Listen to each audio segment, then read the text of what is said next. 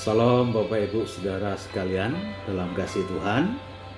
Hari ini kita belajar merenungkan firman Tuhan bahwa ada hal-hal yang mungkin di luar dugaan kita ibadah seperti ini, tapi saya yakin dan percaya semua adalah dalam rencana Tuhan yang luar biasa.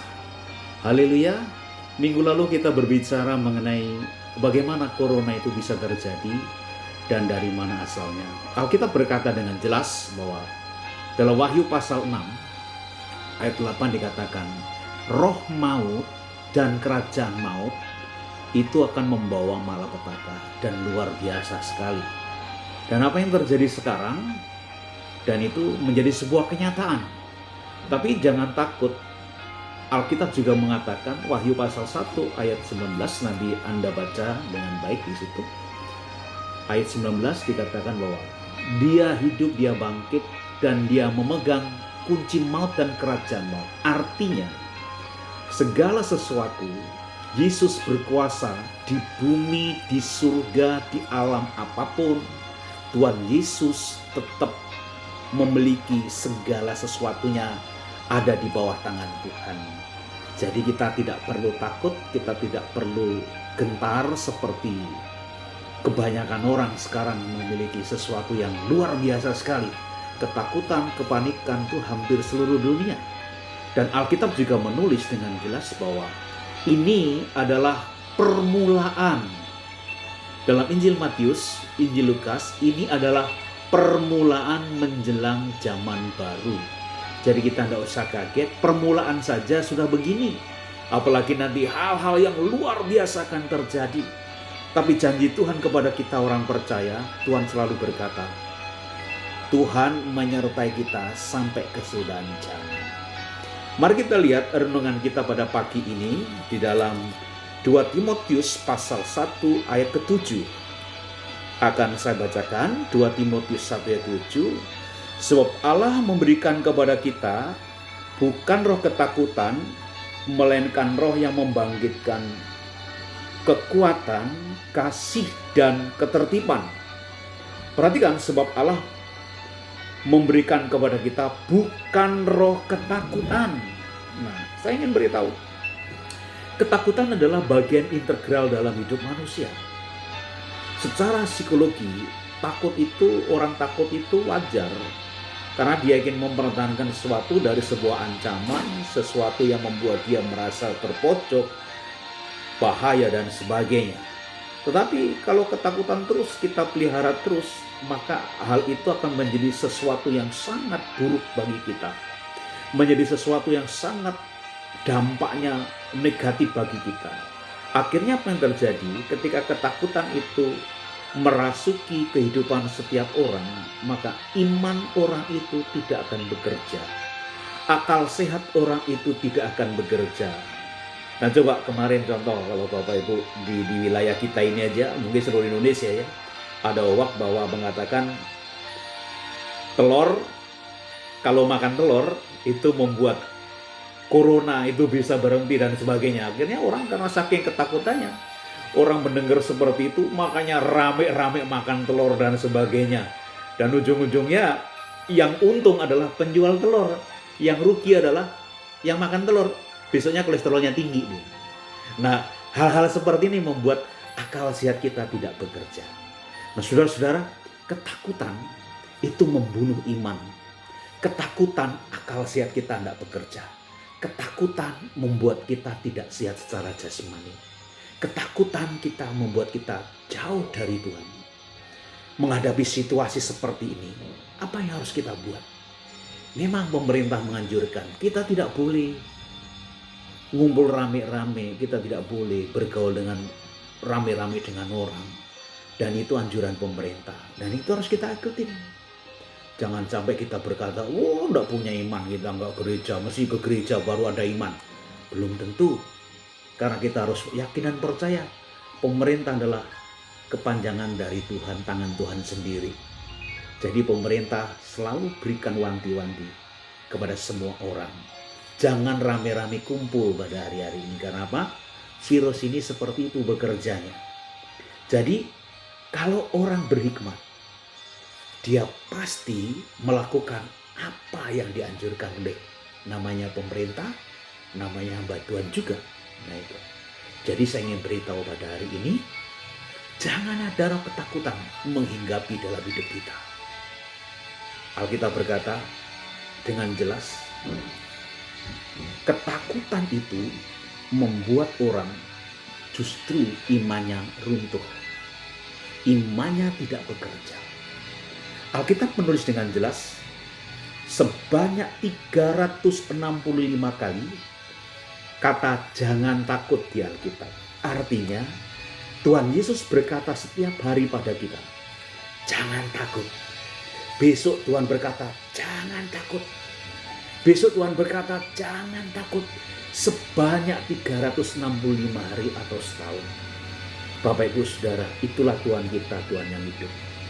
Apapun yang sekarang terjadi dalam hidup kita, kita dalam masa-masa yang sulit, masa-masa yang sukar, masa-masa yang di luar kemampuan kita, di luar rencana kita, Tuhan berkata, jangan takut. Tuhan berkata, roh yang kuberikan kepadamu bukan roh ketakutan, melainkan roh yang membangkitkan kuasa, kasih, dan ketertiban. Nah, janji Tuhan itu sangat luar biasa. Dalam kitab Ibrani pasal 5. Ibrani pasal 5. Saya akan membacakan kepada Bapak Ibu Saudara. Ibrani pasal 13. Ibrani pasal 13 ya. Ibrani 13, janji Tuhan itu sangat luar biasa sekali. Ayat 5 bagian B. Tuhan berkata begini, karena Allah telah berfirman, aku sekali-kali tidak akan membiarkan engkau, dan aku sekali-kali tidak akan meninggalkan engkau. Perhatikan, aku sekali-kali tidak akan membiarkan engkau, dan aku sekali-kali tidak akan meninggalkan engkau. Ini janji Tuhan. Dimanapun Anda sekarang berada, Tuhan berkata, aku tidak akan membiarkan engkau dan tidak akan meninggalkan engkau. Ingat, 365 kali Tuhan berjanji, jangan takut. Roh dalam dirimu lebih besar daripada roh yang di luar dirimu. Corona itu digerakkan oleh roh maut, roh kematian. Tapi roh di dalam diri kita lebih besar daripada roh kematian. Karena Tuhan berkata, aku tidak meninggalkan kau. Sekali-kali tidak meninggalkan kau. Dan aku sekali-kali tidak membiarkan kau. Nah, saya percaya sekarang mungkin Bapak Ibu berkata, oh kok seperti ini Om ya kejadiannya. Seperti ini. Saya katakan, ini memang harus terjadi. Ini harus terjadi untuk penggenapan firman Tuhan. Bahwa di akhir zaman Tuhan akan bergerak dengan kuasanya yang besar. Melalui kejadian ini banyak orang mencari Tuhan. Banyak orang sadar bahwa uang bukanlah segala-galanya. Uang bukanlah yang paling utama dalam hidup ini. Tapi yang paling utama dalam hidup ini adalah keselamatan, kesehatan. Orang mulai sadar. Kejadian malapetaka ini Tuhan bisa ubah menjadi sesuatu yang luar biasa. Saya percaya Bapak Ibu, hari ini bukan kebetulan, tapi mari kita buka hati untuk Tuhan. Ada satu janji firman Tuhan berkata begini, dalam Yesaya 41 ayat 10, janganlah takut, sebab aku menyertai engkau. Janganlah bimbang, sebab aku ini Allahmu.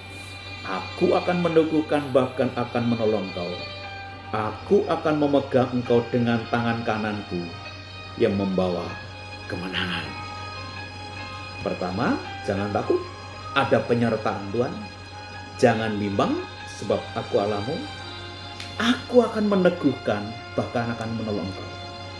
Aku akan memegang engkau dengan tangan kananku yang membawa kemenangan. Badai ini pasti berlalu.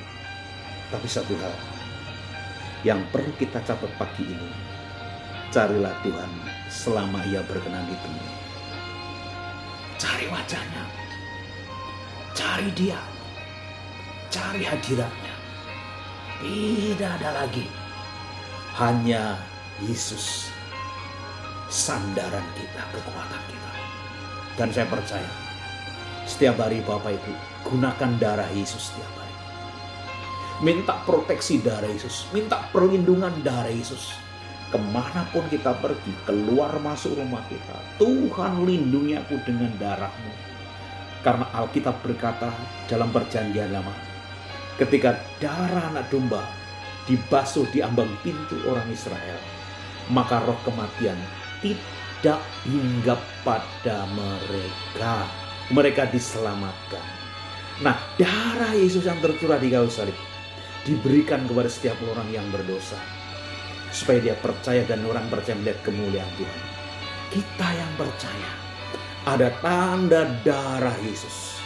Gunakan darah Yesus dengan iman.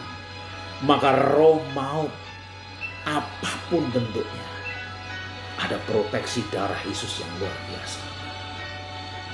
Pagi ini saya ingin beritahu kepada kita semua.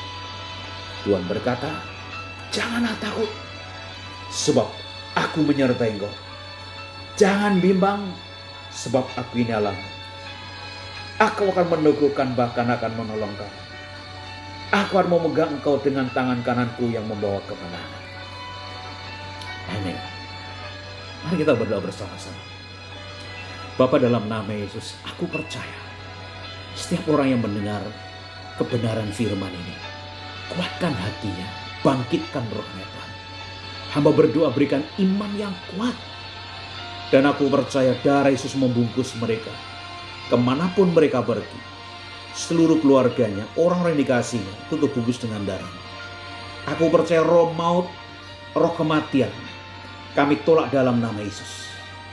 Aku percaya roh kehidupan yang luar biasa dalam dada dalam hidup kami.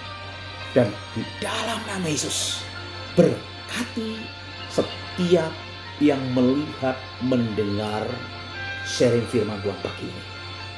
Darah Yesus membawa kemenangan. Dan kau berjanji Tuhan, jangan takut berbicara sampai 365 kali. Setiap hari kami tidak takut, karena Bapak bersama kami. Bapak, ini anak-anak. Bapak, Engkau Bapak yang hebat, Bapak yang luar biasa. Bapak yang tidak pernah meninggalkan kami. Bapak, makasih banyak. Dan aku percayakan hidup kami dalam tangan-Mu pada hari ini. Darah Tuhan memberkati kami. Dalam nama Yesus, kami sudah berdoa dan syukur. Amin. Tuhan berkati, tetap semangat di dalam Tuhan. Haleluya. Shalom.